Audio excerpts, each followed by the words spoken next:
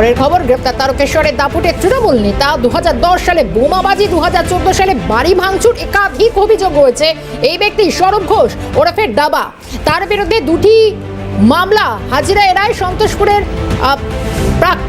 প্রাক্তন পঞ্চায়েত প্রধান। এরপরে ধৃতের বিরুদ্ধে গ্রেফতারি পরোয়ানা জারি করে আদালত। ধৃতকে চন্দ্রনগর মহকুমা আদালতে পেশ।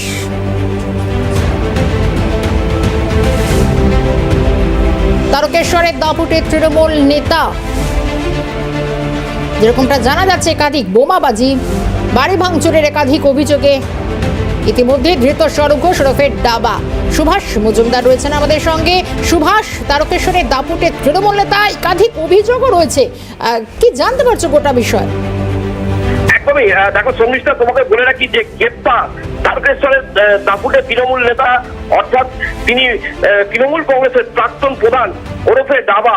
একাধিক অভিযোগ ছিল। তারকেশ্বর সন্তোষপুর গ্রাম পঞ্চায়েতের প্রাক্তন প্রধান তথা এলাকার তিনি দাপুটে নেতা হিসেবে পরিচিত এবং দ্বিতীয় কেষ্ট নামে পরিচিত এই সৌরভ ঘোষ। আমরা জানতে পারছি যেটা যে 2010 সালে বোমাবাজি এবং 2014 সালে বাড়ি ভাঙচুরের অভিযোগ হয় এই ডাবার বিরুদ্ধে এবং তারকেশ্বর থানায় অভিযোগ হয়। এই দুটি মামলা হয় আদালতে। এতদিন আদালতে হাজিরা এড়িয়ে যাচ্ছিলেন এই ডাবা। পরবর্তী সময় গতকাল সন্ধ্যার সময় তারকেশ্বর থানার পুলিশ তাকে গ্রেপ্তার করে পদ্মপুকুর এলাকা থেকে।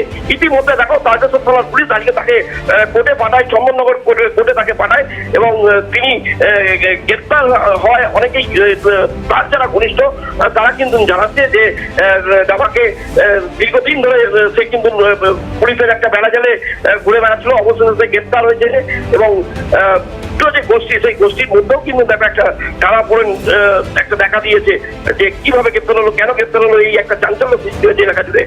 শর্মিষ্ঠা, ধন্যবাদ সুভাষ।